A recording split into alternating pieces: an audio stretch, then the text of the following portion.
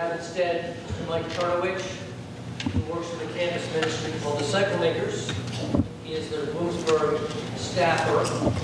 Mike's a former member here, but now is serving as elder at our sister church, one-time daughter church, Redeemer in Danville. And Mike's ministry is supported by New Life, has been for many years now in the budget. So we like to have him come every now and then and give a little update on what's going on with his work. So let me pray and Mike can get started. Cool.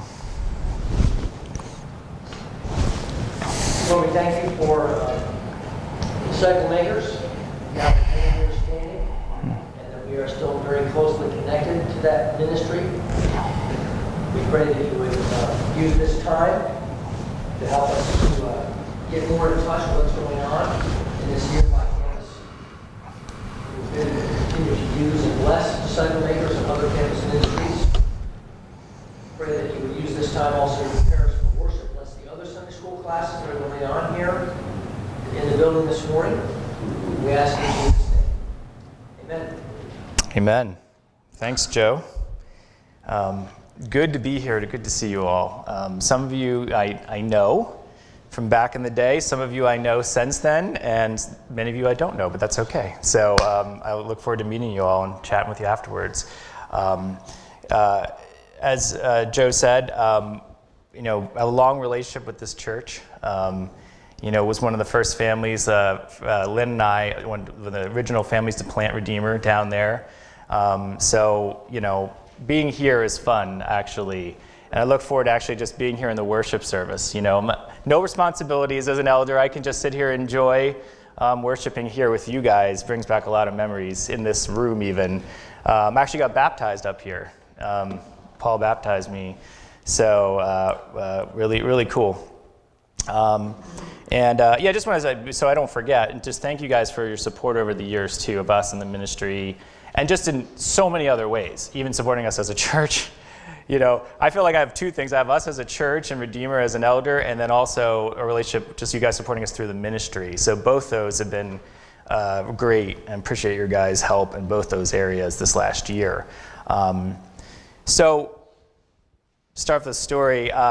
We're about to begin the fall semester in Disciple Makers, so this past fall, you know, gearing up for the big outreach of the year, and there was a lot of rules, restrictions, things that we had to do, and I just remember being like, okay, here's all the rules. They didn't give us all the rules until like a week before the semester started, so we had a hard time preparing. And then we started, and things were going well, and I'll show you some pictures later of a few things we were doing. And I got 2 weeks in to the semester, and then we got an email from the university that said, all campus, all groups, everything has to cease every activity immediately, and the only thing that is allowed is remote meetings. And I remember just, you know, it's sort of like, almost felt a little bit like saying, you lost your job. And I'm saying, I'm like, what do we do? You know, I mean, we were familiar with online stuff, but, you know, and I was really discouraging for me. I was hoping we'd be able to make it at least halfway through the semester. The reason they did it is because, you know, within a week's time, there's like 120 cases, and it was exploding exponentially at Williamsburg University. So I understand why, but it was hard. It was really discouraging. And I'm sure for a lot of you, this last year was challenging too. A lot of things that, you know, you didn't expect, right? Things that God has done. He's changed the plans for us a lot. So you know, this year was really hard. I mean, probably the hardest year of ministry I've ever had. But I've seen God work through this ministry. And through all the even challenges that we had. So I want to share some of those things with you and what God's been doing. This verse, though, just to kind of sum up the year, we went through James in the fall with the students. And, you know, I'm sure you guys thought of this before. You know, where James says, "Come now, you who say today or tomorrow, we will go into such and such a town and spend a year there and trade and make a profit. Yet you do not know what tomorrow will bring. What is your life? For you are a mist that appears for a little time and then vanishes. Instead, you ought to say, if the Lord wills, we will live and do this or that. As it is, you boast in your arrogance. All such boasting is evil. And I thought, this, I told the students, it's like this verse really sums up a lot, right? That we don't know what God is doing. Our God is a powerful God. He has a right to change the plans for us at any moment. And he does that to show us, right, that we're just a mist. We are just here for a little while and gone. And we have zero control over our life. We live in the illusion that we control life, but we really don't. God is the one who's in control, and that should humble us, right? That should humble us before God. But we have hope because we know he's in control as well, right? That gives us hope. Those who know of us, who know Jesus, we have actually a hope that we're humble before God, but we also have a hope because he is working, right? In verse 15 where he says, if the Lord wills, right, we will do this and that. We know God. We know we can say that if the Lord wills, he can do this or that. So what I'm going to do is just kind of walk you guys through this past year and what that's been like for us. And I should just say, I don't want to talk a ton about this, but obviously I should mention it, that before the pandemic started, you all know that we lost Gabriella Reason, a Redeemer. And I just want to say too, we appreciate all your guys' support and help through that time. But just keep in mind that all this other stuff that's happened right before all of this happened for us. So for Lynn and I, our families, and even for our church, right, we were really hurting. We were really going through a low time. And then we got this news of this pandemic that was coming. So this was like super challenging. I think it would have been hard enough just with the pandemic and all the changes in ministry, and life, for like you all had as well. But we had that going on. So it was just really tough. It was like really hard. So let me just start off. We were on our spring break trip. So usually we take a spring break trip with the students every year. We do like a service project at like a camp or something like that will host us for the week. And then we do ministry with the students while we were there. And so we were doing like work projects at this camp. Here we were putting in like a fiber, like kind of like a fiber optic line. And the one rule was like, don't cut the line. And I'm sitting there with all these guys like working. I'm like, okay guys, we cannot cut this line. We nicked it. We didn't cut it, thankfully, and they were able to repair it. I was like, guys, please don't cut this line. This is thousands of dollars. But these guys did a great job. So we served at this camp. We were having like an awesome time of like fellowship. We did it with this is not everybody, but this is there was Bloomsburg and Bucknell and Susquehanna University. Those are the 3 area schools that we work on as disciple makers. And so we were having a great time. This is in the border of North and South Carolina, so we went hiking as well, got some fellowship and some great time with the students. I actually, not this time, but I've actually slid off that waterfall in there. You can actually do that. It's amazing. Like, it's so much fun. Here they are working. And so we were having a great time, but right in the middle of this, we're like, this is like one of the best trips we had. Our staff, we were talking, right in the middle, and we knew the pandemic was happening, but we get a call, right, texting from people that the universities are shutting down. Like Bucknell is closing schools, and we're all sitting there like all the other colleges are just going to follow, And so like right in the middle of the trip, we're all deciding, well, what do we do? Do we just leave? Should we take them back now? And we talked it through, and we decided, and the students were like, this might be the last time we get to see each other. Like, who knows when we're going to see each other? The rest of the semester, I told them, I said, yeah, most likely the rest of the semester is just going to be canceled. Like, you guys are not going to see each other again. So they're like, well, let's just stay. They're having such a great time together and building their community, learning about Christ. So we stayed, and we ended up driving back home. And believe me, I was like the dad. I'm like, before they got into the van, I'm like, hand sanitizer, like we didn't know anything back then, right? Like it was an interesting trip. We all made it back, no problems. We were in the most remote place that you can imagine. So it was like, I said, we're safer here than anywhere else like we could possibly be. So we came back, and then basically what most of you experienced, right? We went into the lockdown, and we were like, what do we do, right? On campus, what do we do? So basically we just moved to our friendly app Zoom that you guys are all used to, that in a lot of ways, like this became ministry, is, and I hardly used Zoom before, and I don't like streaming online. I don't like talking online. So for me, it was like hard to say, okay, this is what God is giving us now as far as ministry opportunities. So we said, okay, this is what God's doing. We need to come alongside and try to minister in ways we can. And so, God worked through that end of the year. But I think maybe like a lot of us were like, okay, well, we just get through the end of this semester. It's a long summer. Things will hopefully get better by the fall.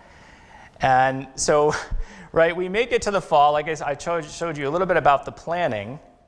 And I said, okay, let's just do things outside as much as we can. So, we did like picnics down at the Williamsport Park. On campus, like I also set up we did outreach sort of like in the quad and the outdoor areas that we were on. Just anything we could do. I actually bought this volleyball net. I'm going to start using it. One thing that's been neat is that we've learned things about the ministry that we probably wouldn't have done.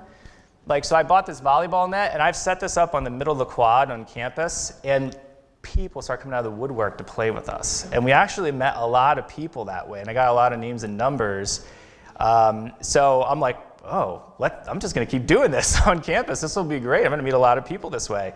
So, in God's grace, right, we're learning some new awesome opportunities to reach out. But, did a lot of ministry outside. But then I said, right, we got that message of everything has to close down. And for Bloomsburg, where I primarily do ministry, we had probably some of the strictest rules. On the other campuses, Susquehanna and Bucknell University, they did not restrict people with no contact. They had a lot of social distancing rules, but they could still meet as long as they were social distance, whereas Bloomsburg was like nothing. We couldn't do anything in person. So that was really, like I said, that was a very difficult time. And I understand, right? Cases were really skyrocketing among the students. They're partying, they're hanging out, they weren't following any of the rules. So basically, just to give you an idea, I didn't get a whole lot of pictures because they weren't really allowing you on campus, but just to give you an idea, this is a Chick-fil-A they actually added on campus, and which has been awesome. We all love it, right? This has been so much fun. But normally, this is filled with tables, like where you could sit, like a restaurant filled with tables, like nothing. They took, in campus, they cleared every possible place you could socialize. All the places we would go to meet students and hang out with them, they were all taken away, right? You couldn't do anything on campus. The students that were there in the fall especially said it was just horrible. They basically said, you can't go in anybody else's dorm room, you can't do anything. You had to just do your remote classes, pretty much stay in your dorm room. And you could walk outside, but there was not plus places inside to actually hang out.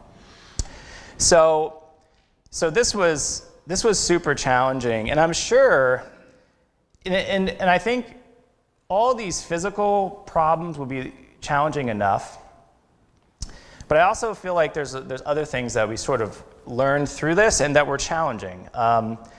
It made me think of this passage here. We actually have done in the spring here, we taught the students, we went through 1 Peter. And in here, Peter, he says, humble yourselves, therefore, under the mighty hand of God, so that the proper time he may exalt you, casting all your anxieties on him because he cares for you. And one thing that I think, as we were going through this, learned a couple of things through this period, and this is probably true of the pandemic as a whole, is that one, we already said, you had to humble yourself because of God's providence, right? God's mighty hand, as he was working through these situations, he changed the plans. He changed the rules. And you know what? And I've been thinking about this. People have different perspectives on the pandemic, like how severe really is it? But one thing I realized, it doesn't really matter what you think about the pandemic. It doesn't matter if you think it's just the common cold, just as severe. Because if other people don't believe that, then you still have to deal with that, right? You still have to deal with other people's views and beliefs. And right, that's challenging. That's really hard. And I think so not only just seeing God's providence, I realized I needed to humble myself, but I also needed to humble myself because of other Christians. right? Because even in the church, in ministry, in the churches, and I'm sure you guys have experienced this, people have different views on how to handle the pandemic. And there's even quarrels and controversies over that. And so, and even in our ministry, right? So we have a staff team, a big staff team, there's people with differences of opinions on how to handle it. And so I think really one of the challenges was not just handling the ministry, but it's handling all the relationships and all the different levels with the students, with other staff, with church, with the administration,